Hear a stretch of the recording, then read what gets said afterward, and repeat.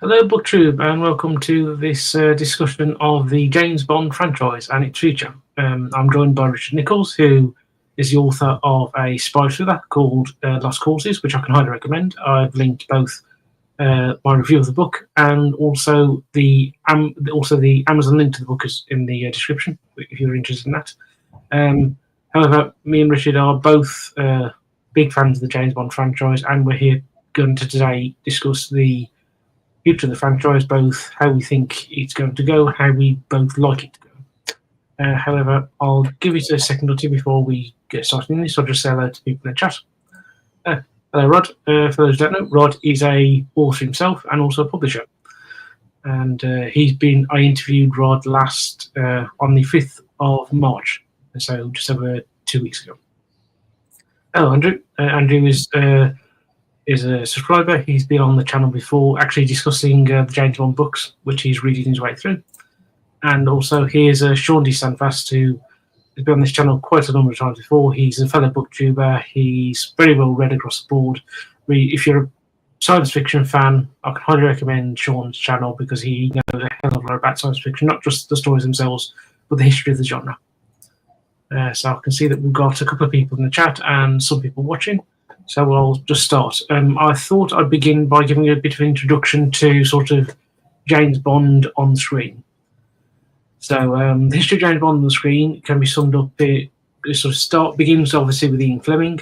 He writes the James Bond books, which begin with Casino Royale being published in 1952, and then continues through until the publication of the final book, Octopussy, in 1966. There are 12 novels and 2 collections of short stories. The final 2 books, which are The Man with the Golden Gun, which is the final novel, which is published in 1965, and Octopussy, which is the final collection of short stories, which is published in 1966, are both published posthumously Now, from the publication of Casino Royale up until the film of Dr. No comes out, there are various attempts to get get Bond on screen. These are largely abortive. However, there's a successful TV attempt in 1954 done by a program series called Climax on the American network CBS, where they adapted Casino Royale. It's very much an Americanized Bond played by Barry Nelson. He's called Jimmy Bond, and he's American. Felix Leiter is British. He's called Clarence Leiter. And it's not a very accurate adaptation. However, I will say that Le Chiffre is played by the great Hollywood actor Peter Lorre, and he actually plays the character extremely accurate to the book. And so that's the one sort of good thing in the CBS adaptation. And then there's another famous adaptation in the 50s is of Moonraker by South African Radio. And Bond in that is played by Bob Holmes, who is probably more famous to older British viewers of this channel as the presenter of Blockbusters. And then in the 60s, the Bond books are finally adapted. They're adapted to screen by Eon Productions, which is founded by Cubby Broccoli and Harry Saltzman. And they are distributed internationally by United Artists. So from 1962 up until the early 1980s, until the late 70s, it is very much a joint venture between Eon Productions and United Artists. However, in the late 70s, 2 things happen.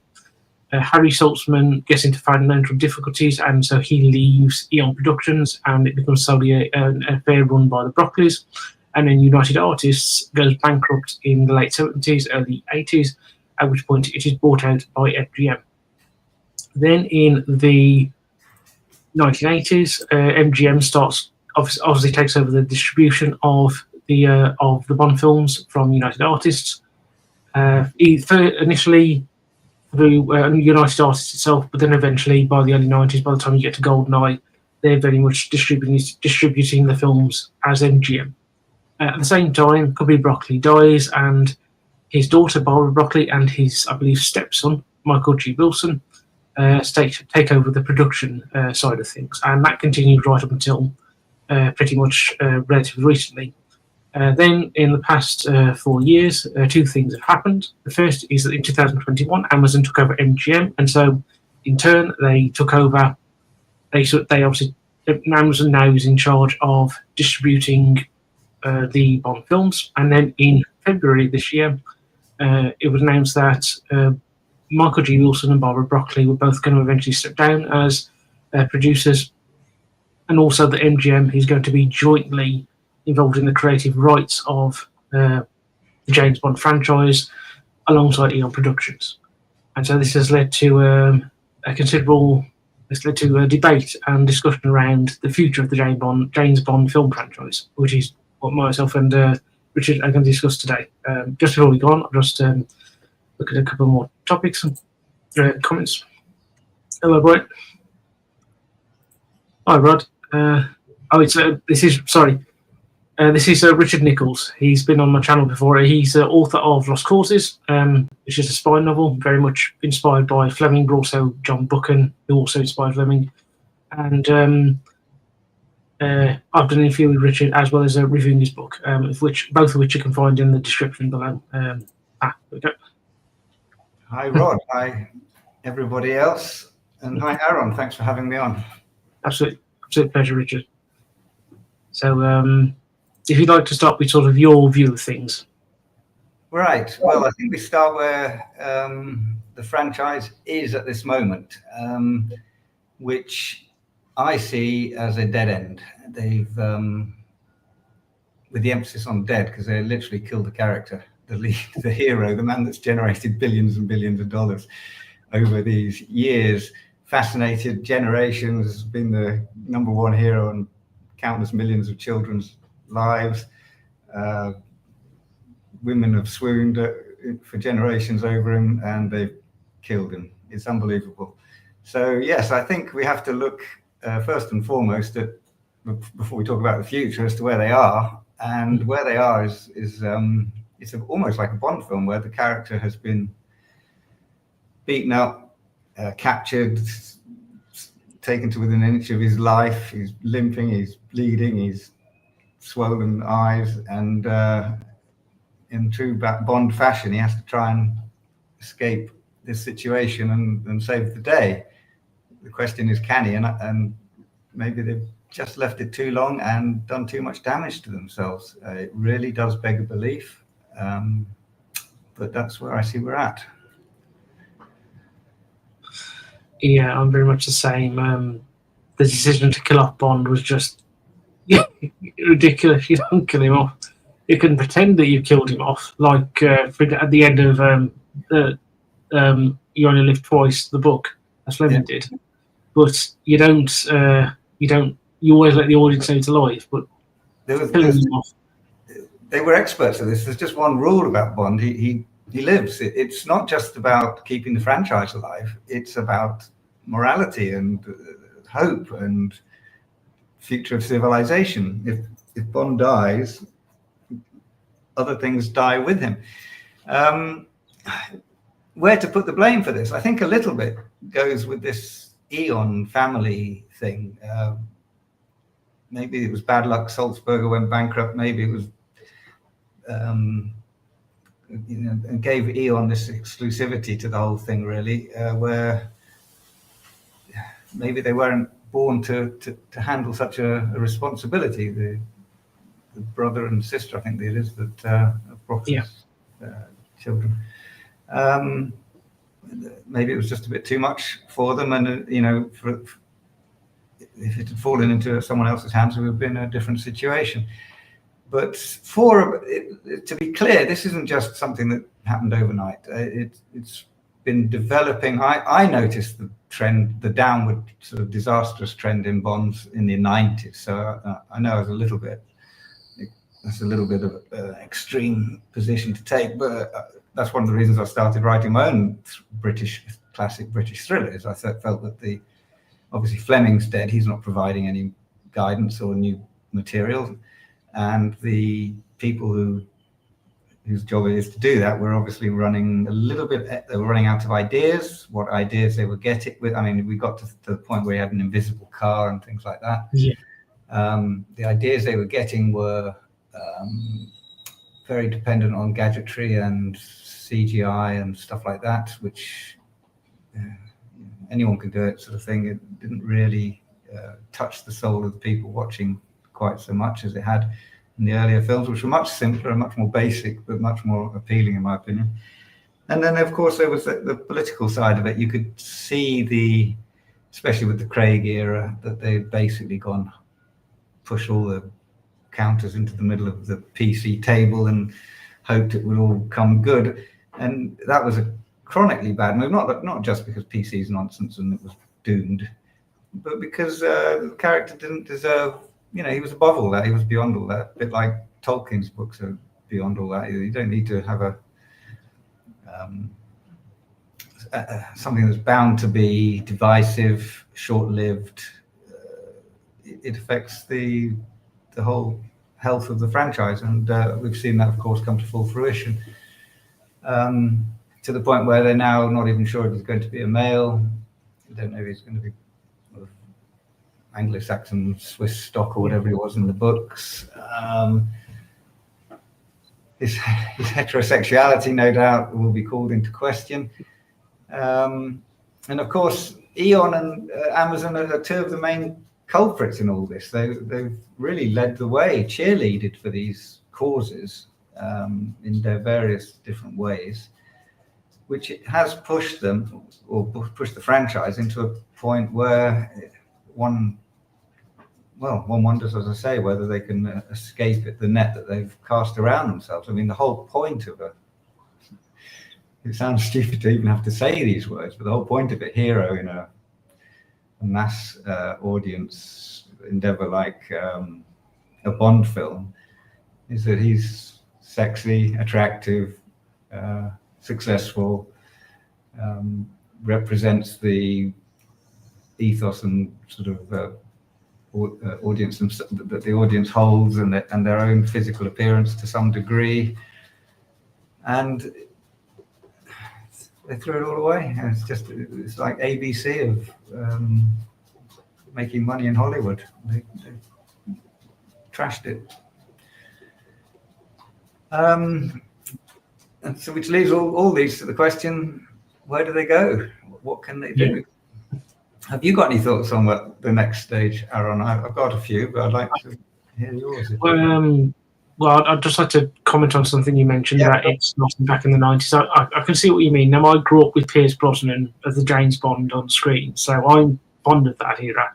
But I can see what you mean, especially with Die Another Day. Now, that's a film I have some fondness for, mainly because it's a more faithful adaptation of Moonraker than the film Moonraker is.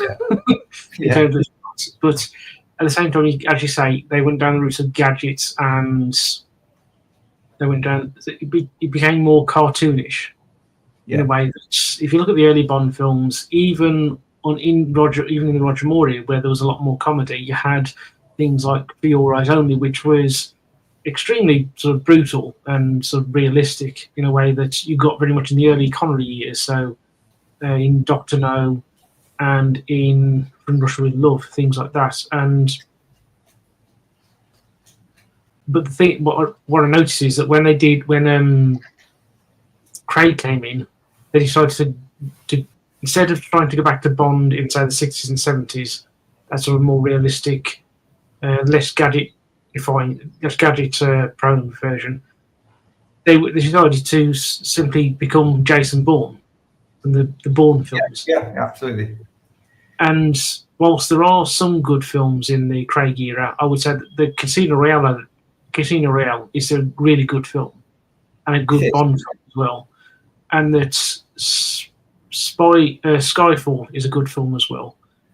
But that the rest have been, shall we say, not of the best quality. And No Time to Die is not just a bad Bond film. It's actually just not a very good film. It's very choppy, very episodic. It doesn't feel like a Bond film at all. Well, I have a confession to make, and full disclosure, I didn't even watch the last three films. I don't think in their entirety. I don't think I went to the cinema and walked out as much as I just stopped watching whatever stream I was watching at some point, thinking, oh God, I'd rather not watch this than what see how it develops. It's just hurting me. And this is me, someone who's been a lifelong fan, especially of the books, but also of the films. You know, I spent many years trying to write a similar type of novel. And if you can't get me to sit down through 90 minutes of Bond, I mean, good luck. So it's obvious that they were veering off then to me. Bond, apparently Craig said it deliberately, pretty much. He took, I think this weakness in the Eon connection was exploited by Craig to a large extent, who came from, this trendy, if you see the films he was in before, he was playing homosexuals and all sorts of things. And I think he took advantage of their naivety and weakness, which they should not have, but they did, and was able to exploit it for his own ends. And actors love these dramatic things where they die off and they kill the icon, and that they instantly puts them in the history books and makes them so much more credible than someone like Roger Moore, who was more interested in shagging the babe or whatever it was. You can see where it's coming from, but it should never have happened all the same. In a way, I have a parallel I've been playing with, which doesn't work perfectly, but it's like modern supercars, which have too many gadgets. So there's the gadget thing. They're over expensive, and they take years and years to come out. And when they do, they're over engineered. They're like many consumer goods. They don't have the passion and the soul of the simplicity that drew us to the product in the first place. Look at the new Porsches. They might make 160 of a superb, beautiful model, but it'll be £500,000, and it's only going to go to a few of the most privileged people in the Porsche environment. But most people, they'll never get to sense the joy or the exhilaration of it. And yet, if Porsche were to bring out a £70,000 version of their 60s and 70s vehicles without all the no computers at all, just analog everything and a gear shift, and incidentally, these companies, Aston Martin is a classic case. They're going bankrupt overnight as we speak, because they've gone in the wrong direction. They're producing a soulless, expensive, over-engineered product that no one really wants or kind of be bothered with. And whereas if Aston Martin brought out the old DB5 with a few modern changes to the engine or whatever and the brake system, and charged 70,000-80,000, they would sell hundreds of thousands of them overnight. And I'll be first in the line. Same with Porsche. But again, there's this management crisis we have in the world. It's not just in film, but everywhere where I think they're all over-educated themselves, and they're too clever by half, and missing the very obvious open goal in front of them. Yeah. Anyway, there's that. So where do they go? This is the problem, and I think you touched on it a little bit. There are problems to just even if they were to go into the studio tomorrow and start filming a great sort of Fleming-esque story. And one is, in the modern day, I suffer from this trying to write thrillers. Technology has advanced so far that it's made, if you were to apply the modern technologies to all the Bond films, you'd find that none of them would work. What with satellites, and what with phones tracking your every move, and what with the ability to put bugs in drones now and have them in the room with you where you wouldn't know. AI. Today Goldfinger would just tap in, where is James Bond now, do you think, into his own private AI, and it would probably say he's on a mission to get you, and he's now in his Bentley going through the South Wolds. So I think it's very difficult.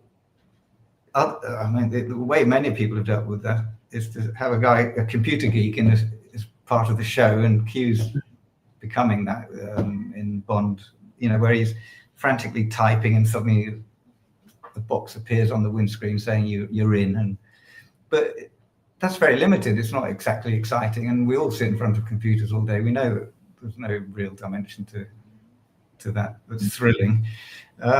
So I do think that's one of the first and foremost challenges they have. The whole Bond thing is on secrecy. he's, facial recognition alone would destroy it. And of course, even worse, if they go with an ethnic minority, since all the plots tend to take place in the West or in societies where a white man will blend in better than, say, an ethnic African, for better or for worse. An ethnic African walking to an Indian cocktail party is not going to be able to pass himself off quite as easily as a Westerner, a European, or vice versa. They're setting themselves up to fail on just very simple basics, logistics of this sort. And I don't envy any writer who has to now figure out how Bond will not be recognized and get through airports and stuff. I mean, Dr. No would have been spotted on the way in. Shot on 2 minutes later. Anyway, and so on. So I think that's going to be a huge challenge. Yeah. And when it comes to the casting of the actor, as you say, there's obviously that issue with the fact that the films are mostly set in some white majority places. And so let's say I've heard for years people have suggested Idris Elba play the character. Now, I like Idris Elba as an actor, but he just wouldn't fit. Interestingly, the reason why Idris Elba wouldn't fit isn't just because he's black. It's because it's the same reason as why Jason Statham wouldn't fit. Yeah. Bond looks like he came from... Essentially, Bond's meant to look like somebody who grew up on a country estate, not somebody who grew up on a council estate. And exactly. Jason Statham and Idris Elba are men who grew up in council houses, i.e. like me. I'm not James Bond, nor are they. And so the idea that you could cast somebody like that as Bond just doesn't work. And that idea of them casting somebody who is maybe black or a woman sort of irritates me on two levels. One, it portrays all the fans who are not in favour of that as smears them as racist. But also it's deeply lazy and deeply racist itself because, one, you're not bothering to make... Instead of creating a female spy... from new, you're just turning Bond into a woman or turning Bond black.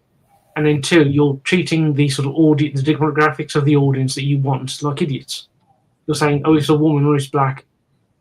The women or blacks will watch the films automatically. And guess what? But they're like everybody else. Unless the series is any good, they're not going to watch it.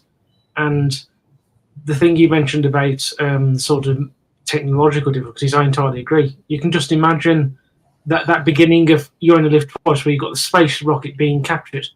If that happened today, NASA would actually be able to see it on the satellites as it's happening. Yeah, so the school wouldn't even work. They created a rod for their own back with these suggestions and the way that the series has gone. Just bear with a second, I'm just going to turn my light on because I can see I'm almost pitch black eye in the things. Yeah, you're gone.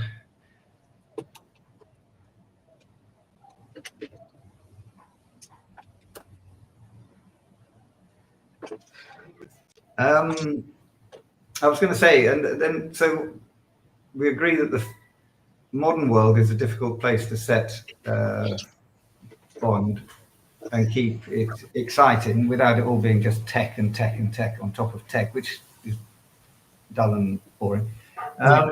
So everyone's talking about, it seems now, it started only as a sort of idea maybe 5 or 6 years ago, as far as I can tell, but to go back in time, to cast a bit like, I think the man from, there was this film. Yeah, The Man from Uncle, yeah. Uncle. And yeah. I watched enough of it to get the idea, and I think that's a fantastic way to do it. So you can go back, Bond, it automatically erases any issues of racism and stuff, because that was a basically white society, so that's great. It ticks that box, and everyone can shut up on that subject forevermore, because there's just no way it would be credible otherwise. It brings back a sense of cool style, because modern style is not quite cutting it for a lot of people. And you get rid of the technology issues and so on and so on. And it's a great way of also resurrecting him, because they've killed the bastard. So if you just go back to when he was 20, all right, so he died in 2021 or whatever it was, but now we're talking about 100, so he's going to be alive and young, and it means that you can cast a younger Bond, maybe get back to that demographic, which they have to do at some point. They have to claw back, because it's something I was going to come on to, but the way they've treated the younger, well, the way the country has gone, and the way, well, we'll come to that in a minute. But anyway, so the simple solution would be shift it all back to the 50s, 60s, or 70s. You had a Cold War, you had good guys and bad guys. It was all clean cut, as opposed to today where it's not. But apparently there's a major sticking point. I don't know if you've heard this with Eon, and it's embarrassingly stupid again. Apparently a lot of these main sponsors like Rolex and BMW won't support such a film because they can't show their latest so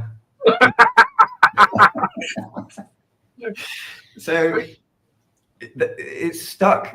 It's really serious for Eon, because that's where they make something, I don't know, 50, 100 million out of the costs. The thing is, you just came up with a solution. You create the 70,000 quid version of the. Use that. Yes, and slip it in like that is exactly right. And maybe with other products, it wouldn't be with all products, but yes, you're probably right. And slip it in as though it was a model of the era. No one's going to care too much about the details. But yes, I think that's, well, there you go. They owe us a lot of money if they use that idea. I hadn't thought of it connecting the way you have. But all right, so if they can't do that, which they're obviously probably not going to, they're stuck in a way, because that's where they make a big chunk of the profit. So they don't want it to go back in time for that reason. Which shifts me to the point I was getting on earlier, and it's this is the macro view from a million miles in outer space. But is there a desire in most of society now because of the way they've been conditioned and demoralized, as I call it, and taught their country's bad, that whites are bad, males are bad, heroes are bad, heterosexuality is bad? Have they not, and Eon and Amazon are a big part of this, but they're not the entirety of it. But is there a desire to see a man of the Bond genre at all anymore? Of course there is. It's there residually, but it's not. There's an awful lot of people, if you were to just stop them in the street and say, we think you're making a film with this lot of guys, or with this lot of guys, with the Idris Elba type thing, they're going to point to that one. And it goes even further. Do we want to even protect our country anymore? Is there a man that's willing to? Is it credible that there's people that want to lay their lives down to, effectively a Bond style for Britain? I mean, we remember the iconic moment where he jumps off the cliff with the Union Jack. Absolutely superb, wonderful. Everyone who sees it once remembers it forever. Today there might be people in the audience, and I'm sure there would be in Croydon or somewhere, shouting "boo!" That's racist, that's imperialist, and whatever else. And that is a challenge that is beyond even, no matter what Eon and Amazon do. Now, I say all that to express the negative, but obviously it's not entirely true. Amazon's biggest hit at the moment, I believe, is Jack Reacher, which is just straightforward, not very sophisticated, I don't think, but and it's a big hit because it goes back to the basics, and it's got a big chunky guy who beats the bad guys with his fists and whatever else, I don't know. But so the demand is there, and obviously if enough people of the ilk of Amazon and Eon get behind things like this, they'll create their own demand as well, and it will start to reap dividends. But these are challenges that are fairly large, and I don't think you can just take it for granted, like you could have done, that the Union Jack would elicit cheers in the cinema, or that him sleeping with 3 or 4 women is a good thing. Yeah, and with Amazon, it really is dependent on who are the showrunners. So obviously with Reacher, you've got showrunners who know exactly what they're doing, and they obviously are fans of the books series. Whereas you've got something like Wheel of Time, which is a fantasy series, which is run by a man who clearly thinks he can do a better job than, say, Robert Jordan, the original author. And as a consequence, that has been going through a lot of justifiable stick for being not only not plot accurate, but also not accurate to the spirit of those books. And so I think it really depends on who is in charge of Eon and who from sort of just say who's in charge of the Bond franchise going forward in terms of producing, and who from Amazon gets put in there. Because we may get to a situation where whoever the Broccoli's put in as their success with Eon isn't very good, but you might get a really good Bond fan producer from the Amazon side, and so that's the real possibility. It's not certain, but it's always there. If they've got any sense whatsoever, I hope you're right, and if they've got any sense whatsoever, they will treat this very carefully and go forwards very cautiously. I don't, reading the tea leaves, and I don't follow the industry or anything, I don't think that's where it's going at the moment. But I will say this, that the one big hope, I think, is the way the world is shifting around us at the moment. The Trump thing has been, for better or for worse, I don't care if you like him or not, it's changing the zeitgeist almost overnight, and at a speed that we can't even grasp. Yeah. And he has already spoken directly about appointing, I think it's Sylvester Stallone and Mel Gibson and someone else, big star, to James Woods or someone, to go into Hollywood and sort of clean it up and give it a makeover. He's got apparently, and I'm only picking up little bits here, but Mark Wahlberg has started a studio in Nevada, which is a billion dollar thing. And I think what they're doing is he's going to treat, Hollywood is not going to escape the Trump revolution. And I think what they're looking at is basically undermining the California Hollywood, and a bit like San Francisco's been undermined in terms of tech and stuff, and it's all going to places like Florida and Texas. I think they're going to draw and give them tax breaks or whatever to produce in Nevada. It's going to be a whole new dynamism. And Wahlberg, Gibson, and Stallone, they're all right of center. I think I'm right in saying they're not the liberal lefty type that we're used to. And they're big names, and they can pull a lot of money in and attention. And I think anyone who resists, like anyone who resists Ukraine or whoever it is, it doesn't matter how strong you are, you may be a nation state, but you're still going to crumble, or Canada or Mexico, to his will at some point. And if he can do it to countries, he can do it to Hollywood. He can do it to US education department. He can do it to Hollywood, for that matter. So I think it's very much in his interest and his goal to see great films come out again and make America that place that everyone around the world turn to for their entertainment. It works politically, it works financially, it's morally, it lifts morale, and there's no reason, with all the modern technologies and stuff that at the hands of the US, that it couldn't be done, and there's plenty of money. So I think if there is a hope for Bond and Eon and all this lot, it is that they're more or less carried down the stream that was going to go that way, but now the stream's been diverted and it's going this way. I don't think it will come from them organically, spontaneously within. But I think if they're forced into this new paradigm, they will just basically have to, or will go along with it by default, which will be its saving grace, because otherwise if they do an Idris Elba or a woman or God forbid, someone who's not sure of his sexuality is the next Bond or whatever it is,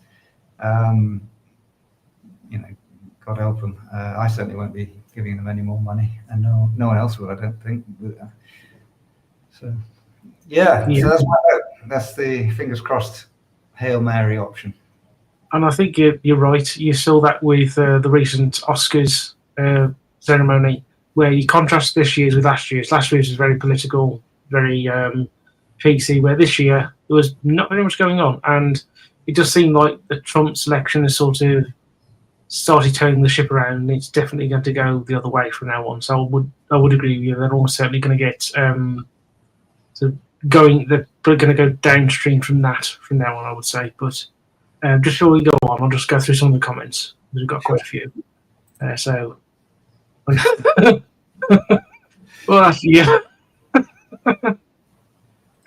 And then we got perhaps an agent, current day, or in the future influenced by Bond spirit or a study of Bond's case histories, casual the torture against the antagonists, perhaps AI of sorts.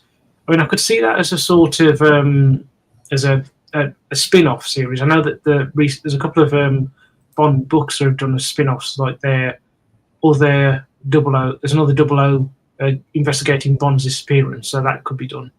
That will be an idea for, say, a spin-off. And actually, once we've gone through these, I've got another idea. Sort of going back on what you mentioned, Bond in the past. So Andrew says Connery was the definitive Bond. Yeah, for me, definitely. Even though I'm a great fan of Brosnan, Connery was the best. Yeah, yeah. It's interesting. Sorry. I don't know if Piers will make it still, but Connery made that mistake, didn't he? And came back in a last cameo, and shameful. Yeah, the last two Bond films that Connery were in were not good. Diamonds Are Forever is not a very good Bond film, and Never Say Never Again was not a very good Bond film either. Though I will say with Never Say Never Again, it's a lot better than people criticize it for, but it's still not very good. Though the interesting thing about the Bond actors is that at least I know that Timothy Dalton was initially asked. Roger Moore was actually asked to play him in the 60s, but he couldn't do it because he was playing the Saint. Then at sometime in the late 60s, when Connery was going, they asked Timothy Dalton to do it, but he turned it down because he said he was too young. And then Pierce Brosnan was going to do it in the 80s, but he was on Remington Steele, and the company wouldn't let him go. It's funny that there are quite a number of Bond actors who go on to play the role get asked to do it earlier. Interestingly, Roger Moore played James Bond for the first time in a sketch in 1964 with Millicent. I've forgotten her name now. She was Saint, I think. Yeah, in those early days. Yeah. I think Moore is very interesting because it shows you his tenure is still very highly rated and so on, and yet it was a very different type of Bond, and it was much more farcical and sort of funny. But it shows you that there is a lot of latitude to play with the Bond franchise. It doesn't have to be this sort of, Connery / Craig type hard. You can do an awful lot between him and the Bond and the Roger Moore range, and it will still survive, and it still make great films, and it will still keep everyone entertained. But saying that, there are limits, and what they want to do now is outside of those limits, and it's catastrophic. Yeah. But yes. Yeah, that's pretty much true. The Craig era was one or two good films, with the rest being much of a muchness, frankly. I haven't even with mine. I've got it with me. I don't actually have the DVDs. I have them as I download them. I haven't even got No Time to Die because I can't even bother to watch it. Yeah. I agree. Sean Connery was. I agree, Andrew. Sean Connery was number one, but I also did like Brosnan's portrayal. Terrific. I did as well. It's definitely, I think Brosnan was better than Craig, except for Casino Royale, where Craig did play Bond well. Bond was okay, but better than Craig, yeah. I'd like to have seen Dalton playing him a few more times. So yeah, definitely. I like Dalton Bond. I think the first Bond film I ever saw was Dr. No, but then the second one I saw was Living Daylights, which is a really interesting Bond film and one I've always had a soft spot for. And I think I think the reason why Dalton didn't come back was because the series was the Eon production was going through financial trouble at the time, and it took them a really long time to get out of it. But by that point, Dalton had gone off and done other things, and that's when they bring in Pierce Brosnan, from what I can remember. On that subject, I do hope that I think it's a reflection, a symptom of their problems internally, that it takes 10 years now for a film to come out. And they made, the first 3, I think, were made in like a 4-year period, and they're all outstanding films, even for all their weaknesses, made in the early 60s. And I would like to see one every couple of years, really. I don't see why they shouldn't do it. And as I say, scale it a bit like with the cast thing, just scale it, don't make it so overwrought and stuff, but keep us entertained. That's what we want. We all look forward to a new Bond. And always will. Let's go on there. It's picture that George Lang. Yes, in fact, do you know the plan that they actually had for Lazenby was he would come back for one more film, which would be Diamonds Are Forever, and the plot was Diamonds Are Forever will be Bond going after Blofeld and revenge for killing Tracy. So it was very much in the spirit of You Only Live Twice, the original book. But obviously, Lazenby, for various reasons, didn't want to do it, and so they brought back Connery. And as I say, that's not my favourite Bond film. I don't hate it. The only 2 Bond films I actually hate are Moonraker, because that was an opportunity to adapt one of the best Bond books. Yes, and they chose to instead put James Bond in Star Wars. And then the other one is Only Time to Die, and well, they kill Bond. So, and along with other things in that film, it's just bloody awful. Yes, he was. The reasons why he did it was because his agent actually convinced him otherwise to do it, I think, and he wanted to do something else. But that's he then did a film called Universal Soldier in the early 70s, which was a sort of left-wing anti-war thing. Yeah. I think he'd gone on that sort of route. Trajectory. More for him. Yeah, definitely. And I mean, and he has, I think, since the 1990s, very much come with that view that he made a complete mistake in not taking on continuing Bond. And I think he could have been a reasonably good Bond. Yeah, I think he may have been able to do a couple of films as well, instead of just doing Diamonds Are Forever. Bond should be firmly rooted in the 50s rather than updated for every outing. Yes. In fact, I'll come back to that, Andrew. It's a black man or woman could work, but not as 007 James Bond. Yeah, it would have to be an apprentice or a fan of Bond's achievement. Yeah, again, that would be all right for a spin-off series, something where it's a character, a newly created character who's their own person, instead of just being that lazy thing of just Bond or black. Bond died. If they're planning to continue the series, they simply must introduce a new character. Yeah, that you can't cut the character off and then bring him back. Yeah, but if you introduce a new character, it's not Bond. So by definition, it's circular. It's just so I don't know. Yeah. Oh, hello, John. Ah, John Davis. Yes. There's John. I'm saying it. John. There, John saying. Right. Prequels usually don't work for me, but Bond Cadet, First Days in MI6, maybe. Yeah, actually, that's something I've got an idea to discuss in a minute, so we'll just go through the last couple of comments. So, Bond at 22, what would that be like? Yeah, true. Joe Kelly, who is a self-published author. Hi, Joe. Present-day Bond films are bound to be boring. You can imagine Q saying to Douglas, and here's your new story, and you can basically anything that much. Yeah. So true. Yeah. Sadly. Yeah. They never did a spin-off with Felix Leiter. Somebody should do that. Actually, there was actually a plan in the early 60s to do that after Dr. No, but the actor who was playing him in Dr. No wanted more money or more screen time in one of the Bond films before he'd do that. And so he didn't come back to play him. I think that was Jack Lord, the actor. And so that spin-off didn't occur. So it would be interesting to do a Felix Leiter spin-off. That again is something else they could do as well, sort of to sort of expand the sort of universe of James Bond. They likely will find some DNA of sort of Bond's DNA and clone him, bring him back, as if at all in the future, after Evil has won, originality would be a real challenge for the writers. Yeah, and then.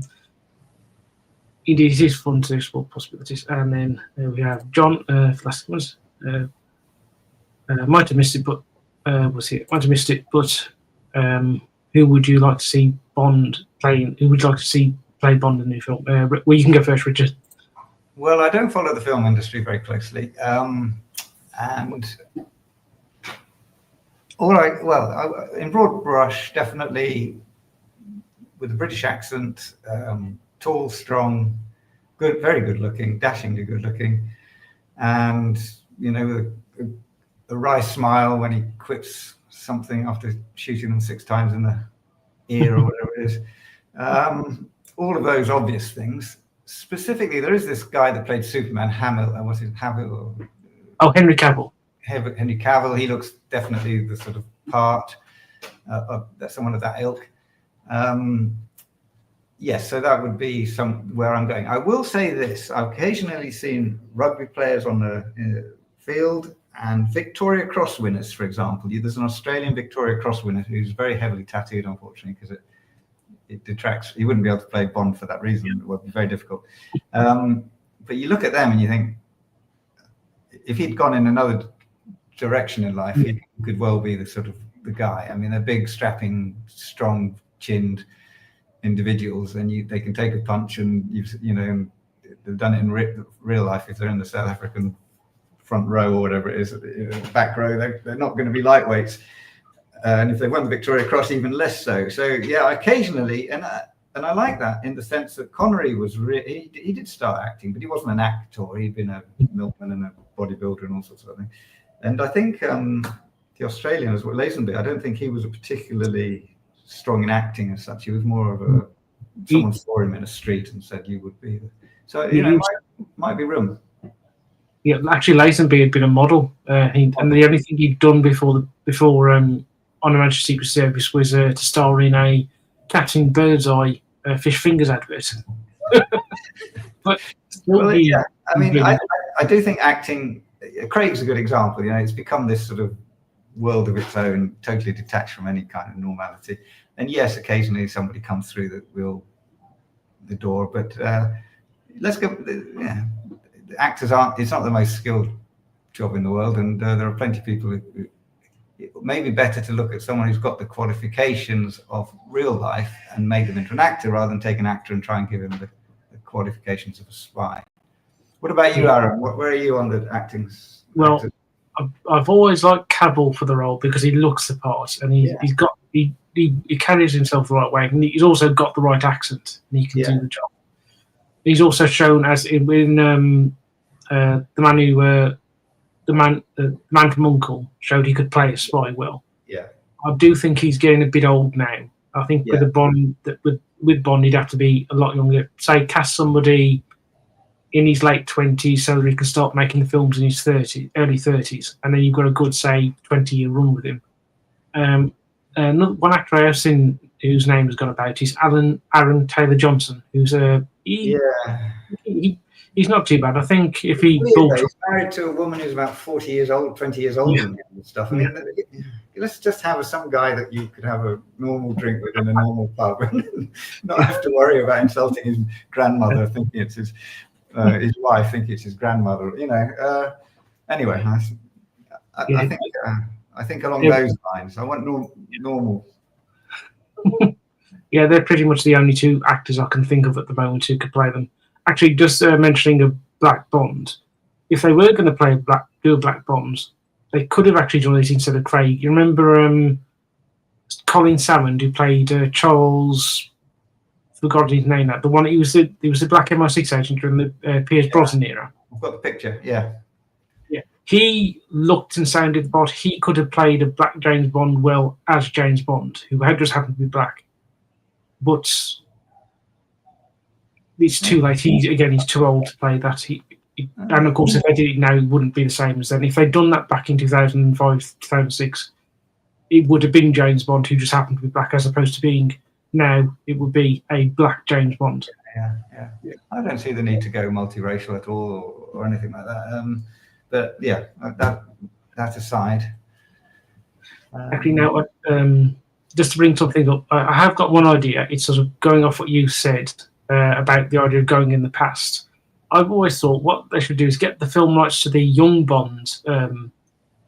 I'd say this should be done as a because they're with Amazon done as a TV show, not as a film, they should separate the two out. And they should do adapt the Young Bond series, which is all set in the 30s of Bond from the age of, I think, about 12 up until the outbreak of the Second World War. Do that as James Bond series 1, season 1. Then do completely original stories for series 2, which is James Bond in the Second World War in the there you are. Yeah. And then season 3 can be from the end of the Second World War up until Casino Royale of the original stories, and then from season 4, let's say season 4, season 5 are adaptations of the original novels and short stories, and you could do that over the course of say 10 years. The actor would obviously have to. You could either age actor up or get a new actor every couple of years, just to making sure they look similar enough, and then you could have them doing it. Let's say 10 years, you could have an adaptation of all the Young Bond books, the original Fleming books, and original stories, and they'd make a fortune, and it'd look good, and you wouldn't have all the problems of the modern day. No, I like that, and I'm all in favour of them experimenting with the brand and doing spin-offs, and Miss Moneypenny spin-off if you want, but keep it to TV, or completely separate from the main James Bond brand, which is just too precious to be messed with in that sense.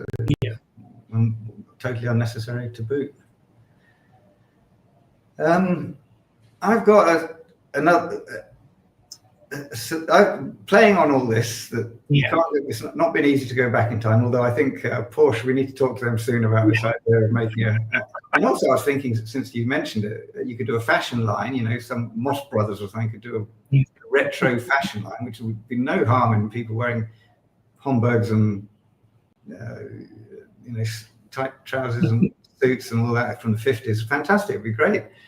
And you could align it, not all companies, but a bunch of companies. Maybe Rolex bring out a version of the original Rolex. Fantastic. So it could be done. You're right, and this is a bloody good idea. But if you can't go back in time, and if you're faced with these, some of the other issues the patriotism issue and stuff.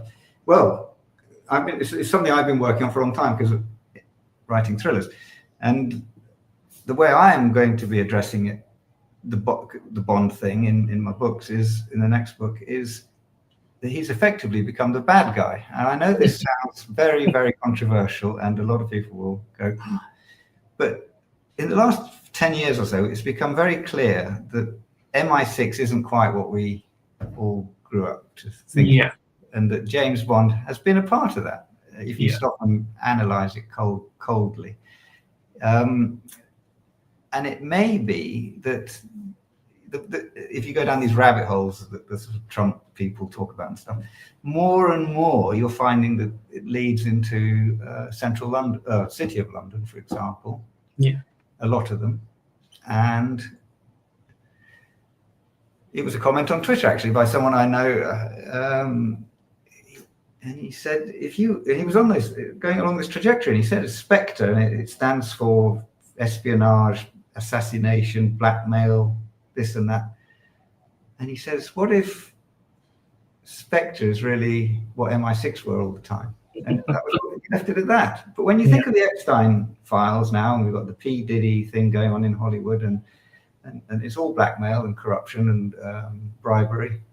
We've seen coming to bubbling up through the Trump process.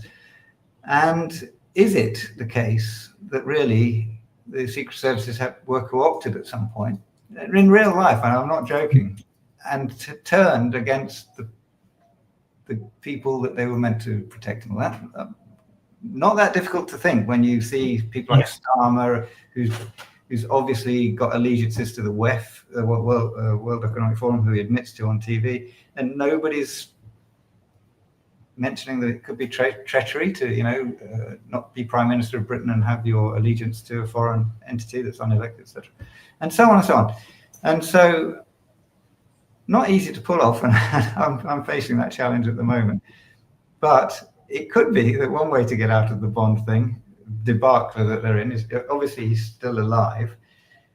but he becomes the bad guy. Now, he can have many redeeming qualities, and we can see it doesn't mean he's a nasty, evil guy. Maybe he's played by the same powers that I'm talking about, that he just doesn't get given the full picture, and he's misunderstanding his role. But at some point in the film, maybe it becomes clear to him that he is not the goody-goody wonderful hero that we always thought, and he turns on his handlers. And that would be a fantastic, I think, way to develop the theme. So he becomes a kind of rogue agent. Well, I'll leave it there. I'm still playing with the idea, but I do think that would resolve a few of their issues, and maybe be very sympathetic to the timeline we're in the real world as well, because I think that's what's coming.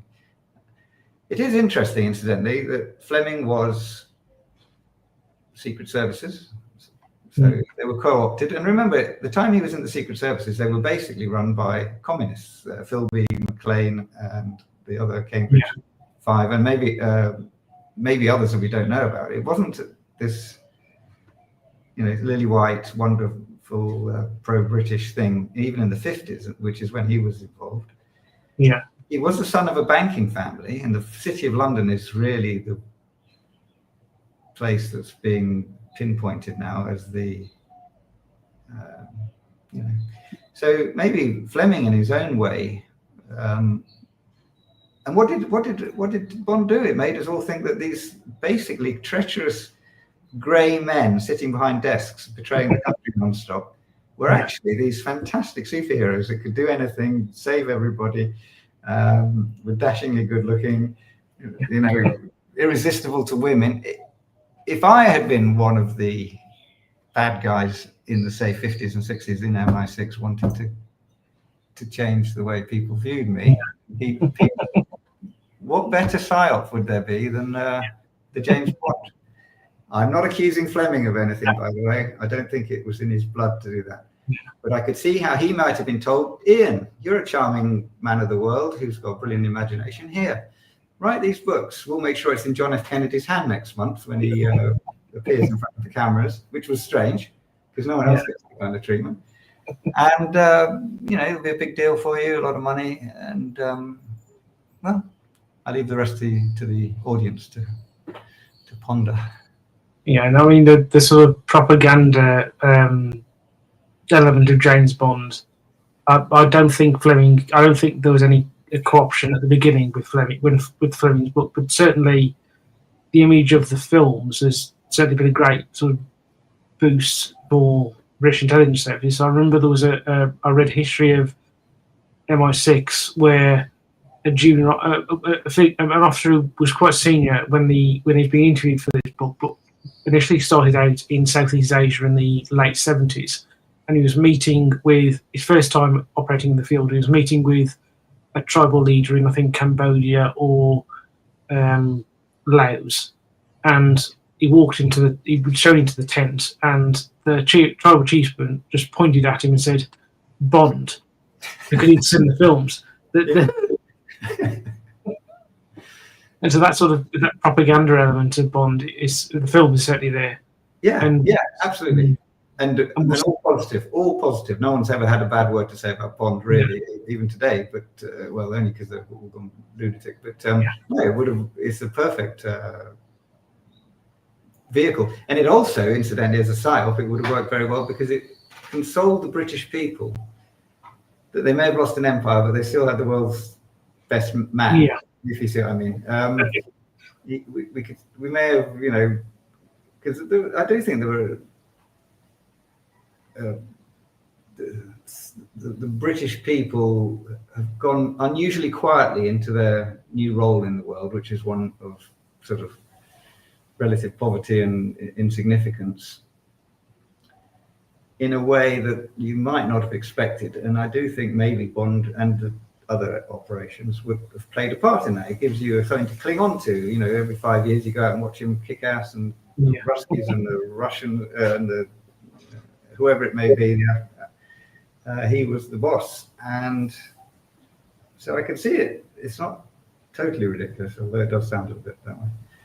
Yeah, I mean, Jeremy Black, who's a historian, and he's written about James Bond, and he has pointed out that Bond is a sort of avatar for Britain post-Empire, and